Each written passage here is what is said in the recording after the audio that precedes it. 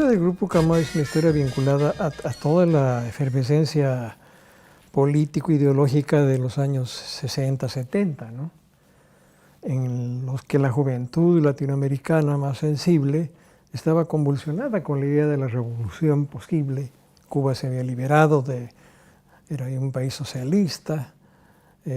Nosotros en Bolivia veníamos todavía influenciados por las transformaciones del país que desencadenó la revolución del 52. Toda la tierra fue entregada a los campesinos, se nacionalizaron las minas, se creó el voto universal. Entonces una revolución en su primera etapa realmente transformadora de la sociedad. Y luego muy pronto vino después la Revolución Cubana.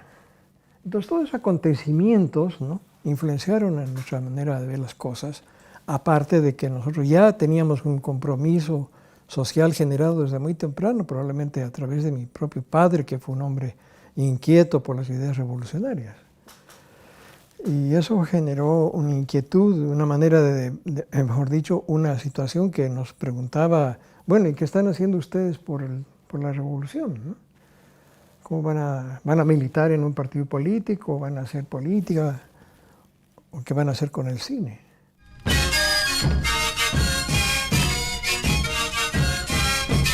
Fue pues una búsqueda porque nosotros empezamos a hacer un cine junto al pueblo, como lo llamamos, pero aplicando la narrativa que habíamos aprendido, la narrativa occidental, el corte, el primer plano, el gran primer plano, toda la terminología y toda la narrativa europea, norteamericana, individualista, influenciada por la cultura occidental individualista.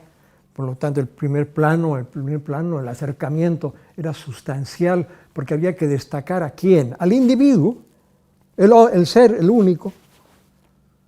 Eso no funcionaba en una sociedad colectivista, una sociedad que se entendía primero nosotros, después yo.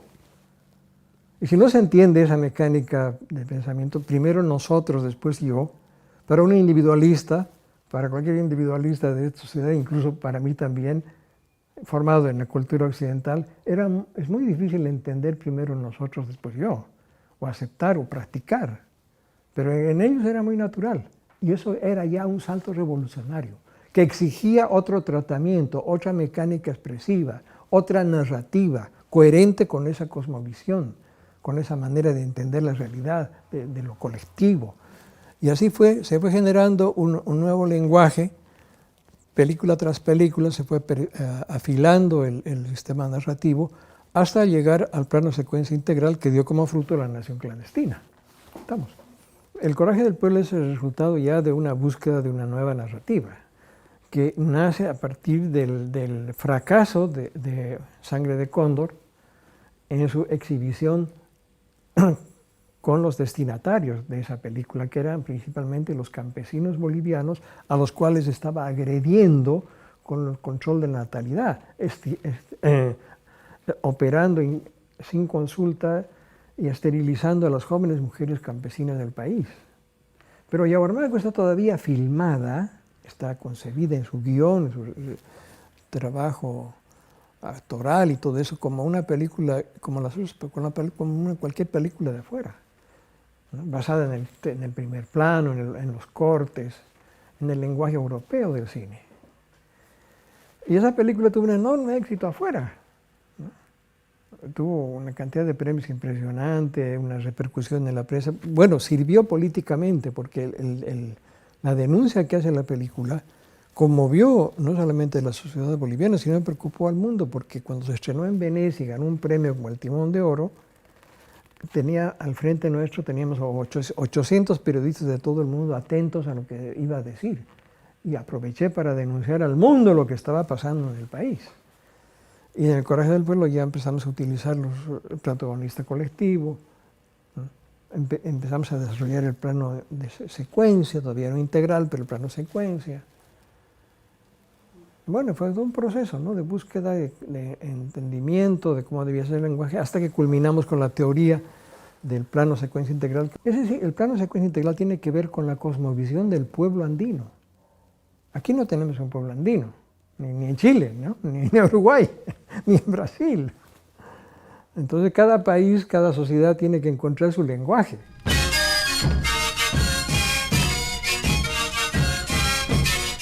Es decir, la belleza en el mundo occidental, en la filosofía occidental, es un objetivo. Y en el mundo andino, en las culturas andinas, no es un objetivo, es un medio para plantear y expresar la sociedad. Por eso en las culturas de Tiahuanaco, en las culturas más importantes del continente, como la de Tiahuanaco, no hay protagonistas, no hay artistas conocidos o que han dejado una cultura a los cuales se les ha rendido un culto. El culto es lo colectivo, es la sociedad. Y la belleza, ¿por qué también? Porque no se trata de hacer panfletos. Para poder llegar a la gente hay que conmoverla, hay que interesarla. Entonces un guión tiene que ser interesante, tiene que ser conmovedor. Una forma de contar tiene que sacudir el espíritu de la gente que ve. Entonces en ese sentido la película debe ser bella, pero no por sí, ¿no? Sino para lograr sus objetivos.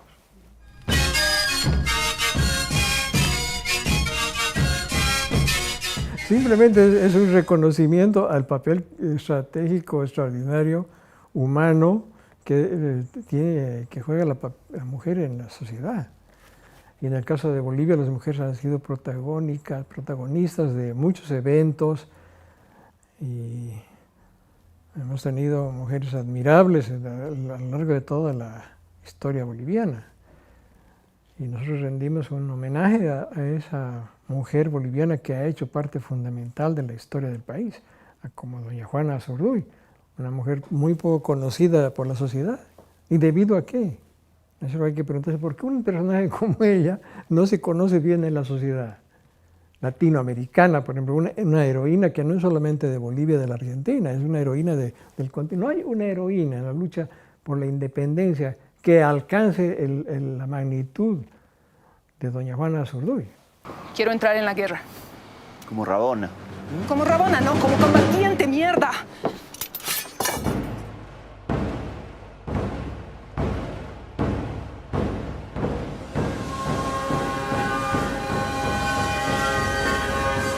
¿Por qué no se conoce? Porque pues, la clase dominante, como ella anunció directamente, y se acuerdan de la película, cuando habla con Bolívar y dice, aquí no va a cambiar nada, ¿no? El hecho de que se haya declarado la independencia no significa mucho, porque el poder de los papás colonizadores pasó a los hijos criollos, que van a sostener el mismo sistema, y que puede ser peor todavía que antes, porque pueden ser más ambiciosos que los padres, y así fue, ¿no? Así fue.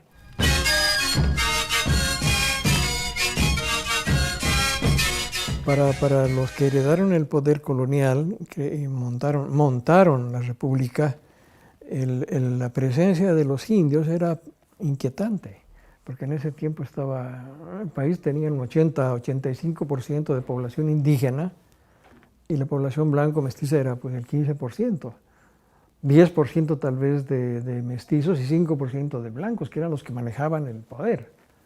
Y para esa minoría ridícula, la presencia de 85% de población indígena era y constituía para ellos siempre un gravísimo peligro. ¿Cómo contenerlo? Entonces elaboraron toda una política y durante 130 años los indios estuvieron prohibidos de aprender a leer y a escribir, por ejemplo, ¿no? Entre otras medidas que se tomaron. Además se los cargó con gabelas, con tributos, con impuestos, o trabajo gratuito, esclavista en las haciendas. Se intentó desarticular de muchas maneras, desde Toledo, con medidas para destruir las comunidades y desarrollar la propiedad privada e individual. Fueron políticas sucesivas de gobierno tras gobierno intentando desorganizar, destruir la comunidad. Ese factor de control de la sociedad mayoritaria tuvo consecuencias gravísimas y si pudieron salvarse las identidades es porque ellos elaboraron una hábil estrategia de resistencia. Ellos no perdieron su identidad, se dieron cuenta que la mejor manera de sobrevivir como sociedad, como pueblos, era conservar su propia y defender su propia identidad cultural.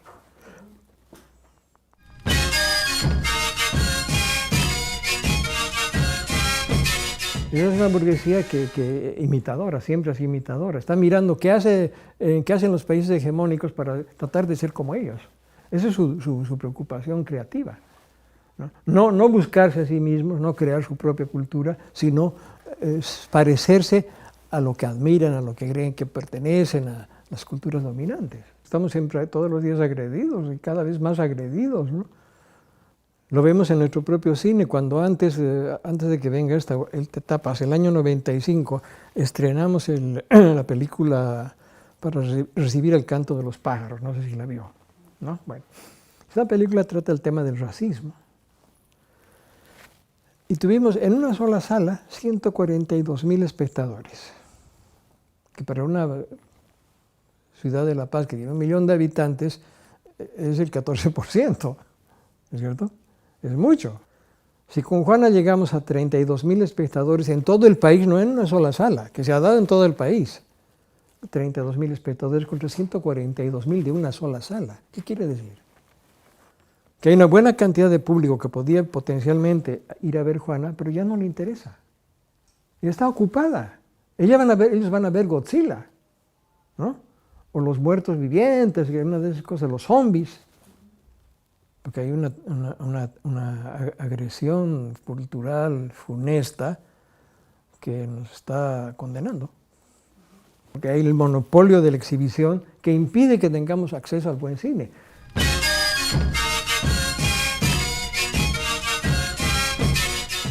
Se impuso en esa revolución un poder dominante, individual, como el de Stalin, que arruinó las perspectivas revolucionarias del mundo.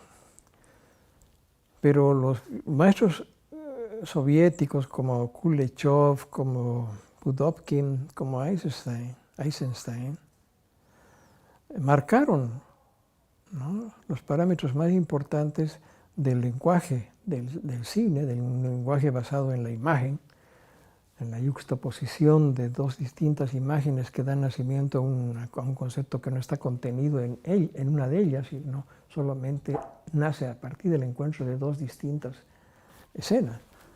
Y esos conceptos han perdurado y han influenciado en el mejor cine del mundo. Creo que eso tiene vigencia y tendrá vigencia siempre.